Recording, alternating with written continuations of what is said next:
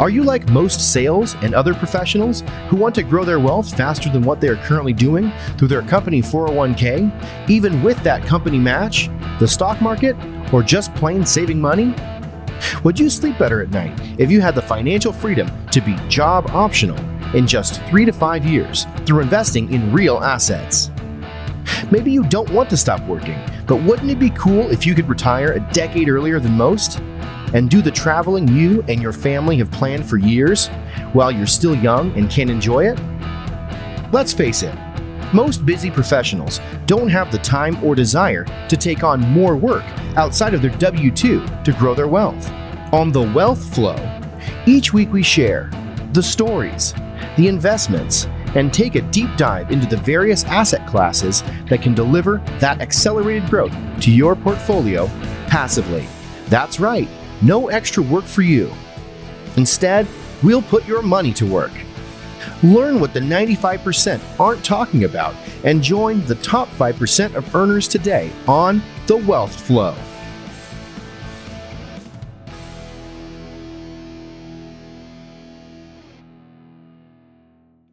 Okay, welcome to The Wealth Flow. My guest today is Greg Barnsdale. Greg is a funeral professional and undertaker. He is also a certified financial planner and a certified executor advisor who has faced his own mortality with a large brain tumor diagnosis. He has a compelling message that everybody can relate to. So, Greg, I am looking forward to this, and welcome to The Wealth Flow. Thank you. I appreciate your interest, Keith. Yeah, and I typically like to start, Greg, really with your background, where you grew up, what led you to be, part of the funeral profession, and then, going into, what kind of drove you to become a certified financial planner as well. Well, I grew up, Keith, in a small town in Ontario, north of Toronto, and it was my high school guidance counselor in grade 13, I guess it was, that suggested that I become a funeral director. And I think I was only the second or third student in that small high school to ever pursue a career in that direction. And I worked in that field. I enjoyed it. I still have my funeral director's license today. But after about 12 years or so, I wanted to try something else. And I ended up joining the financial planning industry. And from there, I developed a strong interest in estate planning. Okay. And that's, I'm sure probably there's some parallels and some things that kind of helped lead you in that direction. But yeah, let's dive a little bit into your story. I know just in kind of our talk leading up to today's conversation, there are some things that folks don't always think about when it comes to kind of their planning, but yeah, Greg, let's dive into it. Well, what I ended up doing, Keith, as I worked in the funeral business for the first part of my career, as I had mentioned, I saw so many situations where families, as you can imagine, pretty well everyone that we had dealt with in the funeral home is suffering a death in their family. But the large majority of them were vastly unprepared. They weren't expecting it. It could have been a sudden death, or even in many cases, it was an expected death with an illness. But what I found rather quickly was that the people who were prepared, who had a will and had spoke to their family about what they want to have happen, etc., and had even planned for these things, as you well know from the work that you have done, it makes such a massive positive difference. Yeah, it really does. As we were talking before, I've spent 13 years kind of helping families with the pre-planning of, their final arrangements. It's one of those things nobody ever loves to talk about. But we see a night and day difference between those families that come in that have that piece of the puzzle taken care of and those that don't. And so it really makes a big difference, as you well know, in what you've seen. So it does. And the most challenging part of this that I find is that if people can get past the point of opening up the conversations to talk about it, That's the biggest hurdle. And I understand that it is a very delicate topic to discuss. We generally want to avoid topics about negativity, and thinking about a potential incapacity or a death is not fun to talk about. But it certainly is the lesser of two evils, because if we don't talk about these things when minds are clear and time is plentiful, the fallout can be disastrous. For sure. And maybe if you want to maybe dive into that a little bit for the audience, what are some of the things that you've seen when it comes to maybe families, if they haven't considered that or been prepared for that? What are some of the situations that they find themselves in? Well, disagreements comes to mind as one of the first things. I For sure. recall when I was actively working as a funeral director in Toronto. I'm not working in that role now. I'm promoting my book, which fills my time at this point. But when I worked in that role as a funeral director, I can think back to many times that I was sitting with families as they have had a death in their family and wanting to plan the visitation and the funeral and the interment or the cremation. And quite frequently, family members would disagree in regards to what they felt the deceased wanted. And it was pretty clear that these types of discussions really did not happen before the death. And it just brings me back to this whole point of proactive planning is immensely helpful. For sure. Some of the things, that I've seen in working, I met with a lady one time that had come in to pre-plan. She ended up leaving our funeral home and did not end up moving forward with the pre-arrangements. One of the things that she had told me, though, in that meeting was that she wanted to pre-arrange because she did not want to be cremated. And then, unfortunately, we end up taking her into our care, probably a year later, and the children did exactly what she was hoping not to have done. And I tried to convey that, but it's a delicate situation. The kids did the best they could for mom, but they were doing it mainly from a financial standpoint, and trying to, take care of it as best they could financially, and that was really the only option they could see feasible for them. So, not doing it in advance can certainly cause problems. So, Yes, you're absolutely right, Keith. And a lot of people don't realize that even if people go to the extent of pre-arranging and pre-planning, prepaying for their funeral, it's the executor who's basically in charge, as you know, and the executor can change whatever even is prearranged at the funeral home, because they have that ultimate control after the death. So again, it comes back to this whole point of communication and having the executor involved during these discussions and being upfront with them is vitally important. yeah, for sure. And so, so you've seen that firsthand. What are some of the things that people can put in place or do in order to avoid some of those issues down the road? And maybe not necessarily related to just the funeral itself, but some of the other things that need to happen down the road, whether it be disposing of property, whatever. I think one of the most vital initial things to do, Keith, is for listeners to keep in mind that communication, in my opinion, is the very first and important issue to move through. We have to have the courage to talk about what we want in regards to the end of our life, and whether that's leading up to a incapacity initially before our death, and who is to step in and make those decisions. Well, a medical directive needs to be in force. And we can't just verbally express who we want to potentially make decisions for us. It needs to be recorded properly.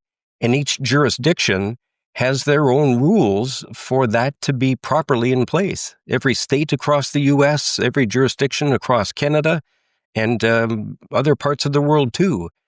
And that's why people need to be aware of what the rules are for their jurisdiction, whether they're discussing with their family what they want to have happen if they're incapacitated or when they pass away. Okay.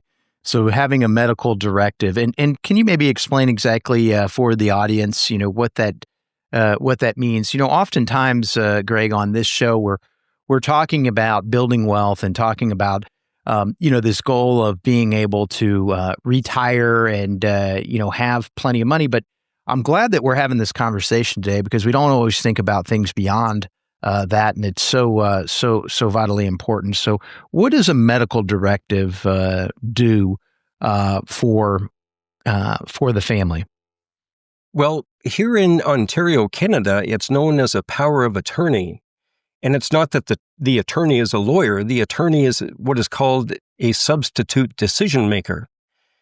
If I had a stroke or was in an accident and ended up in the hospital and couldn't make decisions about my personal property, banking, paying bills, any of those sorts of things, or about my health care, the hospital staff would have to rely on a provincial formula to determine who should be making those decisions. But if I have already nominated a substitute decision maker in my power of attorney, and in other parts of the world it's known as a medical directive, it makes it so much easier for those medical professionals to determine who is making decisions. And it's important to choose that person wisely because you want that person to fight for what you want if you can't make those decisions. For sure. And so what type of decisions would they need to make? You mentioned some of, being able to pay bills, do different things, but ultimately, are they also making decisions on, at what point do they continue to revive you? And I guess if you can maybe add a little bit more color onto some of those decisions. Yes, that's really, I guess, the end goal with a medical directive or power of attorney is to make sure that you have discussed your objectives thoroughly with that person who you want to act as your substitute decision maker. And yes, you're right, Keith. If it comes to the point of someone being on life support or needing other very involved types of medical procedures done, that person needs to know exactly what you want to have happen. And I used to think that putting a fairly general statement in a power of attorney would suffice, and I have since learned it is not. We need to be much more specific about that. And I'm listening to all kinds of webinars and information about advanced care planning all the time, and I've realized that it's a wide area that more and more people need to pay attention to. Okay. And so what are some of the scenarios, that are laid out with respect to that? I mean, how detailed are the directives that are put into your medical directive? Well, they can be very detailed, although no one can really anticipate what every type of situation could perhaps come up in the future. And the same applies to our will planning too. But there needs to be sufficient information in there so that those who are basically taking over for you upon an incapacity or upon your death know what you want to have happen. For sure. Okay. And so that's obviously one of the boxes that people are going to want to check. Is that and that's something that you're able to help folks with? No, it is not. Okay. Where I feel I can provide the best value, Keith, is sharing this message as wide as I can with as many people as I can.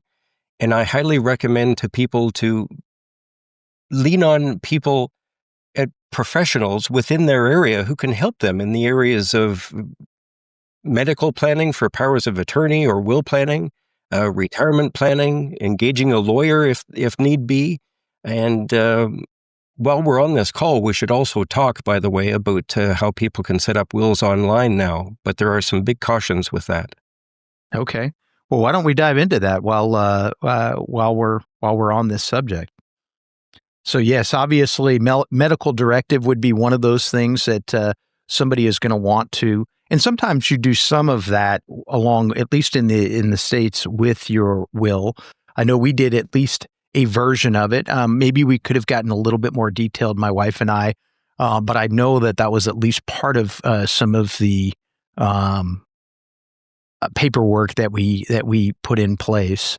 But yeah, if you could, as far as wills, that's another one. But yeah, anything else you want to speak to with respect to that? You mentioned an online service that can provide it, but what are some of the cautions maybe that people would want to take? Well, as it stands now, Keith, roughly only about half the adult population of Canada has a valid will. And I think the statistics in the States are about the same. And it's appalling. And I think one of the major reasons that many people are reluctant to set up a will is that they want to avoid the cost of paying a lawyer. And especially coming through the pandemic, a number of will-making platforms have emerged and done very well. But as I said, there are some major cautions with anyone who is considering setting up a will online. And some of those examples are these. If someone is paying support to a child or a ex-wife, ex-husband, they should be seeing a lawyer as opposed to doing this on their own, because these will-making platforms generally are very basic for basic situations. If someone owns interest in a business, they should be seeing a lawyer. If they own property outside of their home jurisdiction, they should be seeing a lawyer. If they have a disabled child, they should see a lawyer. And also the same would apply if they had any specific requests, such as if this happens, then I want this to happen. You know, these are nuances that lawyers are trained for, and they know the rules of the jurisdictions very, very well as all the updates that are constantly taking place in that field. Okay. And no, great points. And so having a will in place, having the medical directive, what are some other considerations, Greg, that folks would want? Well, also speaking to their family about whether they want to be cremated or whether they want to be buried, or ultimately what type of legacy that they want to leave behind. We're all, in every aspect of our lives, we're building a legacies that will survive us when we're gone, hopefully. But I think generally we want to make sure that our life had meaning and something survives after we are gone. But I think those types of conversations are important to have when minds are clear and time is plentiful. That's the best time to be having these conversations, but it's not easy. No, it isn't easy, but yes, I agree. And you know, some considerations just in doing several presentations, my time with SCI, some of the things people don't always consider is if they do want to be cremated. You know, I usually will divide up the room and ask, how many folks are thinking about cremation, and, about half the room will raise their hand. How many with burial? Burial is pretty, if you are considering to be buried, obviously you're going to want to have a final resting place in a cemetery. That pretty well goes hand in hand, but not always with cremation, right? So cremation, a lot of times people think, well, I'm going to have the urn, and then the urn will be passed on to my spouse and then maybe the kids. And, oftentimes there's not a lot of thought beyond that as to whether or not the kids would even want the urn. It may, for the immediate family, it may be something, but I always encouraged a kind of a neutral place where other people can visit. I always gave an example of my two daughters, and having one of the daughters that maybe if my wife and I were to pass at the same time, where one of my daughters may take the lead on planning the arrangements, but the other daughter might very well be one that needs to have those conversations with dad after I'm gone, and having them in a neutral spot at a cemetery can make a whole lot of sense versus, if my oldest daughter maybe had the urn. So things that we don't always think of for sure, but that do need to be thought out. Another one that we struggled with in our own family a little bit was, just with, my dad was adamant that he wanted cremation, which is fine. And we honored that. But I got him thinking a little bit about a visitation and having a visitation. We've got now my brothers, sisters, all of the kids have our own set of kids, and soon to have great grandkids at some point. And as you know, when a death occurs, typically there's not a lot of time to get everybody together before some of those arrangements start taking place. And, one of the things I just, had to kind of encourage my dad about was that, look, while a visitation, you may feel like that's not important. I think as we all went through COVID, we learned that, in at least in the States, and I'm sure was probably not too much different in Canada, we didn't have the funeral services there for a little while. And so one of the great tragedies of COVID, beyond all the deaths, was also just the lack of closure and being able to see your loved one one last time. And so I had that conversation with my dad and just said, hey, look, I know it's not important to you, but I do feel it's going to be important to the kids, trying to get everybody together to have that one last opportunity to honor you. I agree, Keith. As a funeral director, I've seen it so many times, the value in being able to personally say goodbye to the deceased and having them looking as best as possible in the casket, all dressed up, and for their final encore. I can deeply appreciate that.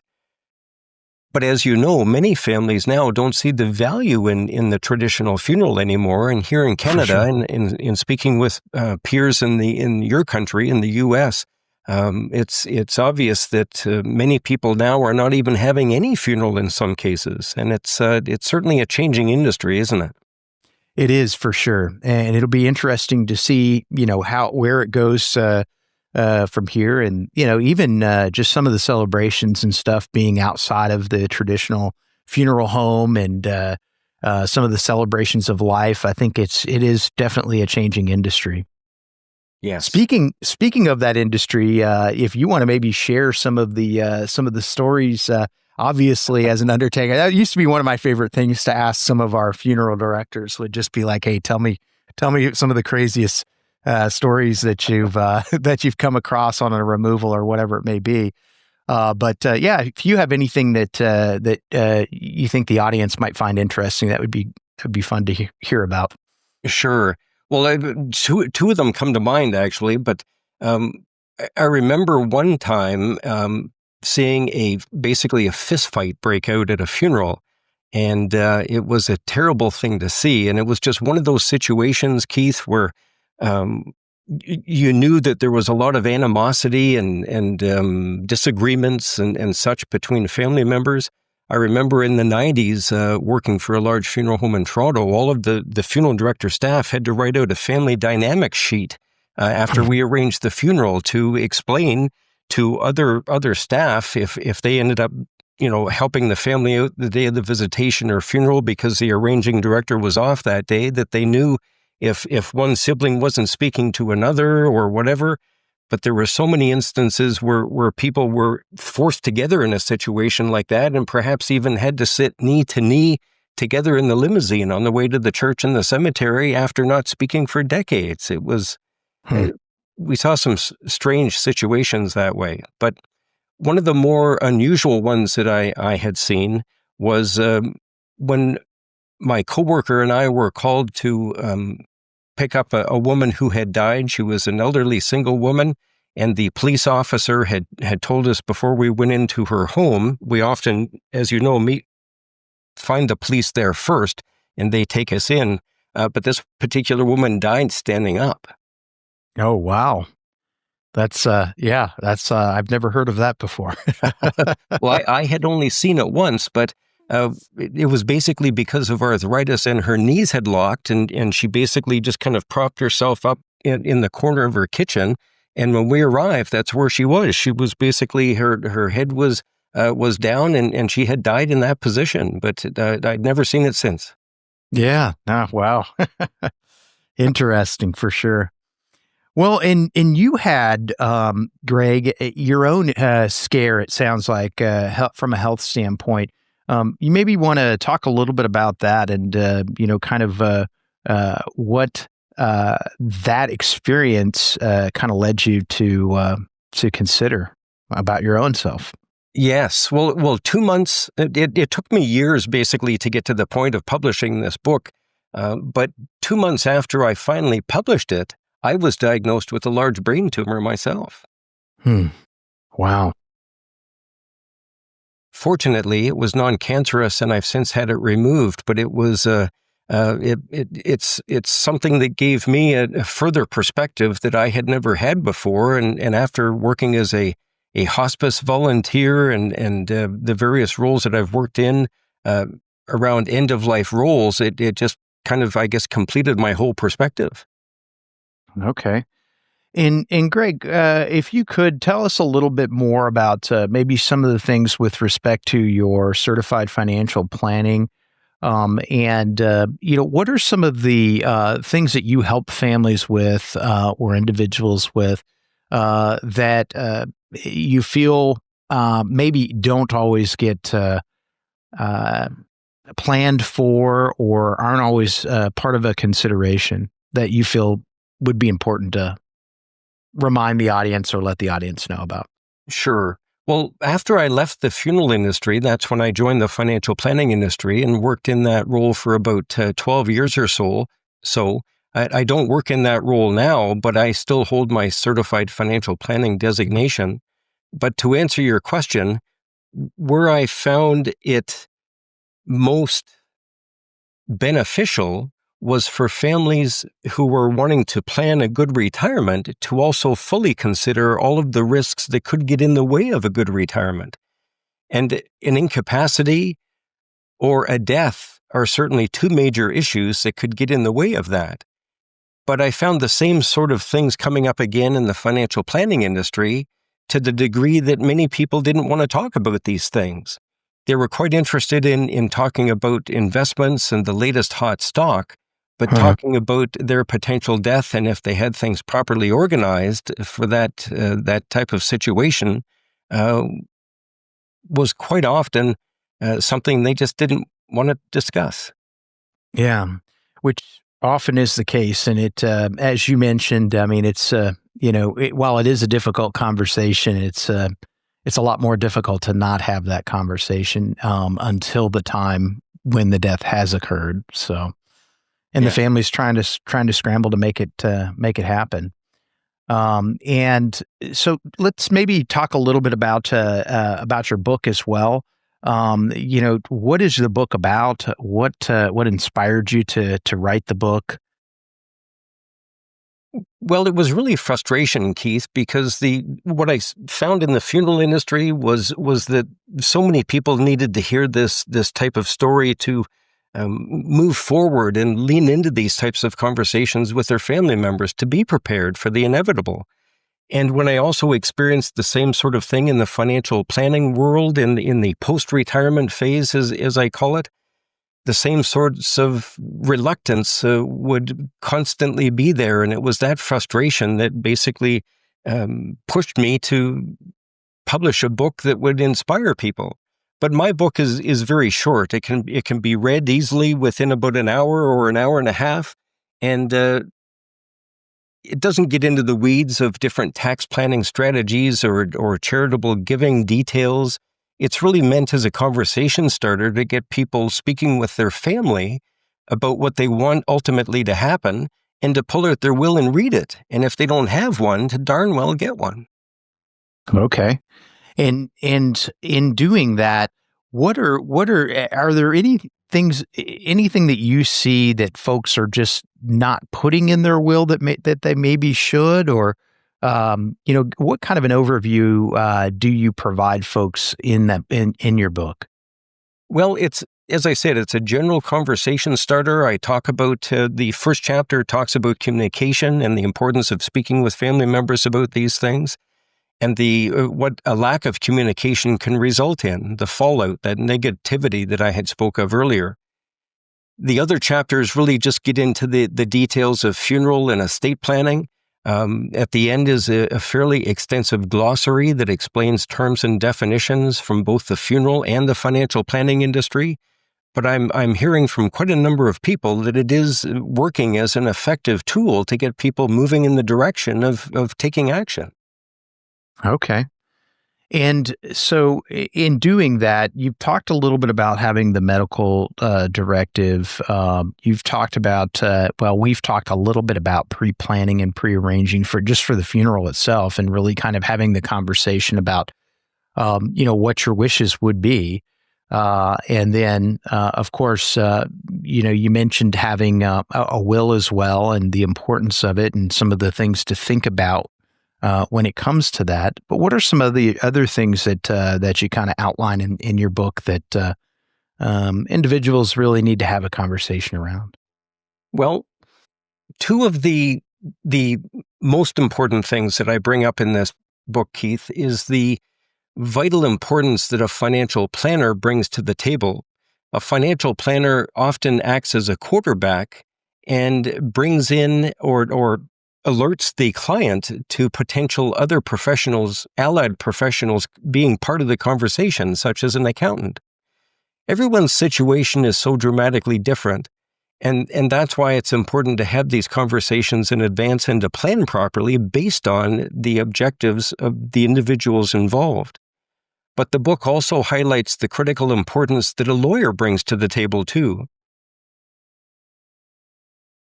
And what are some of the things that the lawyer, for instance, would be able to help? Obviously, with the will itself, but what are some other guidances that would need to be, where a lawyer would need to be leaned on when it comes to this type of planning? Well, when people use an estate planning lawyer to help them with their will and estate planning issues, and also using a good financial advisor too, they can rest assured knowing that things are going to play out much better than trying to do these things on their own. I really don't feel that this type of planning is a DIY type of project. And although there is all kinds of information available online today, Keith, it's sometimes difficult to know what is the best advice for one's own particular situation. Right. Okay. No, that makes sense. And so, an accountant, an attorney, is there other considerations, other people that would need to be sought out as well? Yes. Yeah. There could be a downsizing expert or a realtor perhaps needed as well. If there's real estate involved or a family's looking at downsizing out of a family home that they've owned for decades.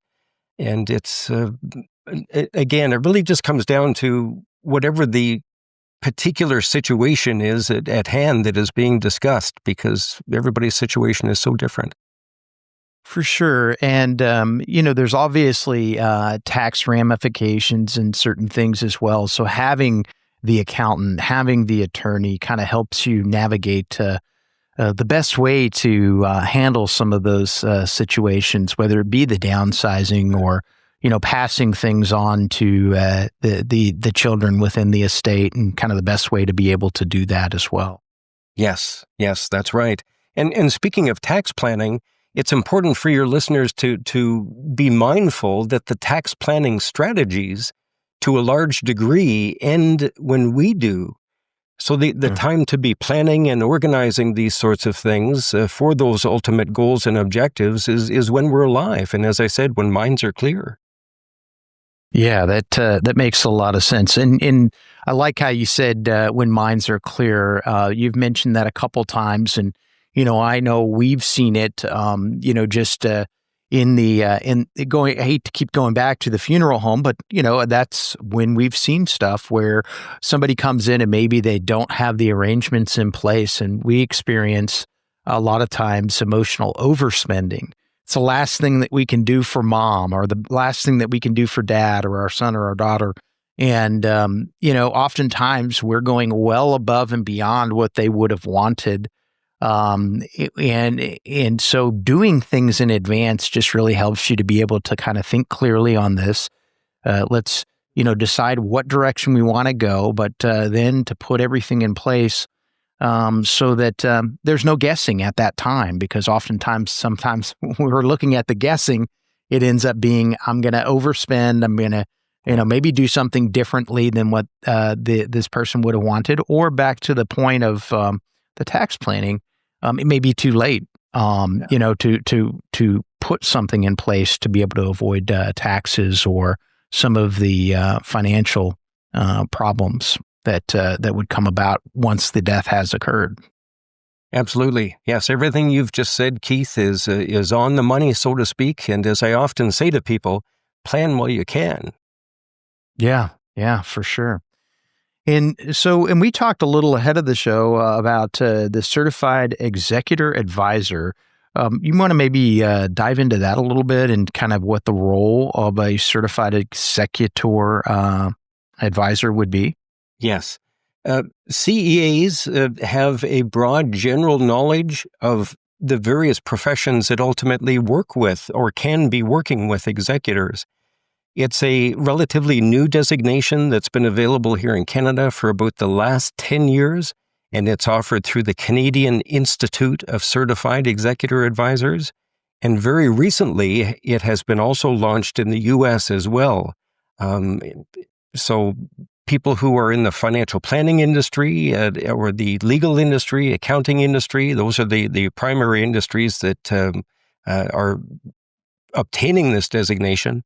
But right now, there are over 1,500 certified executor advisors in Canada, and it's growing. Okay. And so certainly, and you said there are some in the U.S. as well, and so certainly somebody that could help you out with this type of planning. Yes, yeah, absolutely. They have good general knowledge of what the various professions do that ultimately help an executor and can help steer someone in the right direction based again on the situation. Okay. And Greg, are there what else can you tell us about kind of this planning, and what is there anything that maybe we haven't covered that you feel like would be important for the audience to know? Well, yes, two things come to mind. Okay. After I published the book, I wish I had have put more questions in it to help people have these conversations more easily. So what I've done in the meantime is I have created two things that are available to anyone for free on my website, donotignoreyourmortality.com. And on there, they can find my Living Legacy quiz. And it's a short 5-question quiz that in about a minute or two, anyone taking that quiz will get a pretty good idea that they should perhaps be doing their homework a little more in regards to estate planning.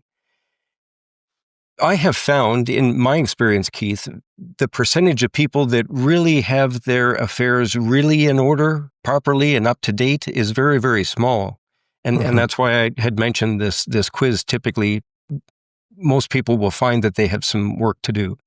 But the other thing that I have created is a probing legacy questions, which is a list of curated questions I've developed over the years of my career, to help people get these conversations going in a meaningful way. Half of them are structured for very basic introductory conversations, and the other half are for more advanced conversations, but they do work. Okay. And you've mentioned legacy a couple different times. So what are some of the considerations when you say legacy? What do you mean by that? I think I know what you mean by that, of course, but just, kind of, you want to dive into that a little bit and how people can maybe help steer some of that legacy? Sure. As I had mentioned earlier, I think we all want to make sure that our life has meaning and that something of us is left behind after we die.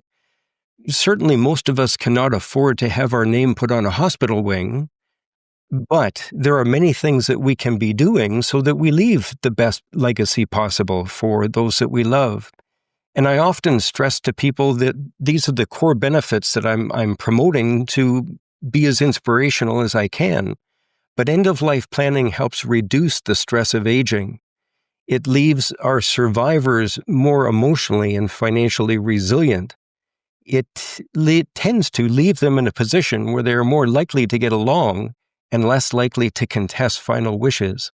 the process naturally results in more meaningful legacies and often helps charities because of the immense tax planning benefits of planned giving. And all these things take pressure off the courts from otherwise having to deal with so many unorganized estates. And all these things, Keith, help bolster the economy. Yeah, no, that's a great point.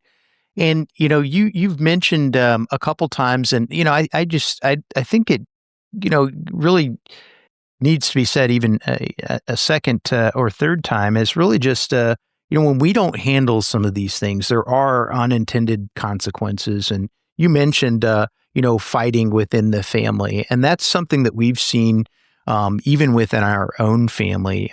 Just fairly recently with my wife's family, where one of her uncles thought that their grandmother wanted to be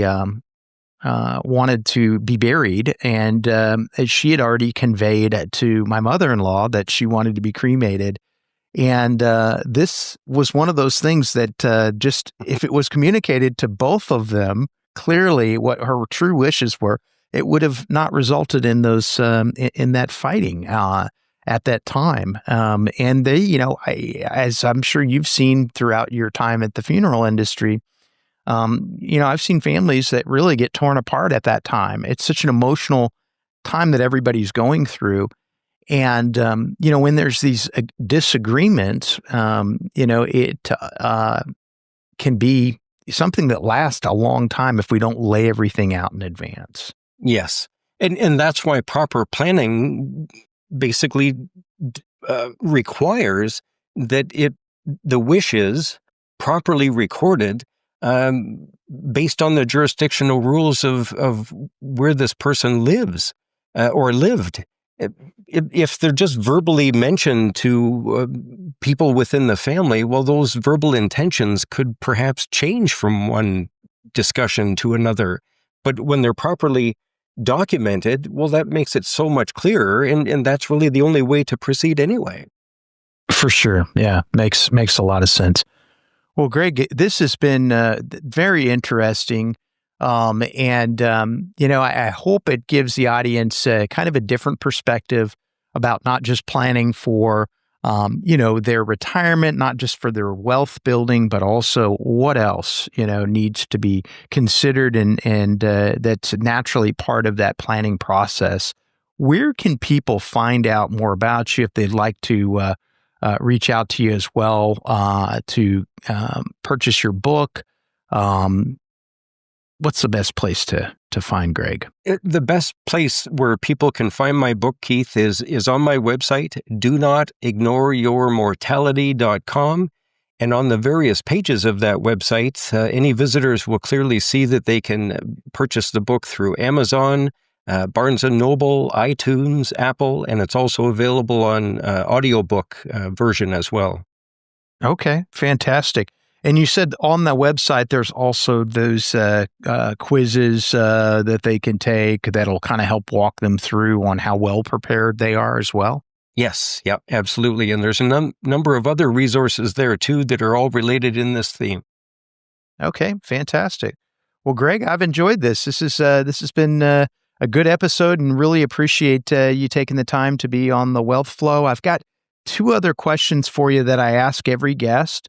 And one would just be, any advice you might want to give somebody who's maybe just starting out in their investment journey. Do your research. Do your research. Okay. Do your research. You learn as much as you can about investing. It's a fascinating field, and there are so many options, tax planning strategies, etc. But it really needs to be tied to your position in life and what your comfort level is for investing, as you know.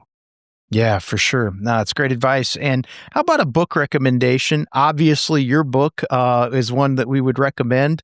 But is there anything else that you would recommend as well? It doesn't have to be necessarily financial planning related or funeral related, but it certainly can be. Just something you've read that's been impactful. Here's the one I'm reading now. Okay, The Magic of Thinking Big. Perfect. No, that's great. That's great. And I All haven't right. got, Yeah. I haven't got through it yet, but it is that I am very much enjoying it. And I'm also on Goodreads too, where I've listed all the books that I have read and the books that I'm also reading. And Goodreads is quite an interesting website. Okay. I don't think I've heard of Goodreads, so I'll have to check that out as well. Perfect. Well, thank you, Greg. Thank you so much for taking the time to be on the Wealth Flow. Thank you. I appreciate it. Yeah. Being that you're still here, I trust you found value in this episode. I personally wish I would have known these guests and strategies when I started my wealth creation journey. Go to wealthflow.capital to subscribe to our newsletter. And as a free gift, we will send you our quarterly market report and the top 10 things to look for in an investment opportunity. Take a minute to give our show a rating and review. Help us reach 1 million professionals by subscribing and sharing this episode with someone you know who could also find value in it.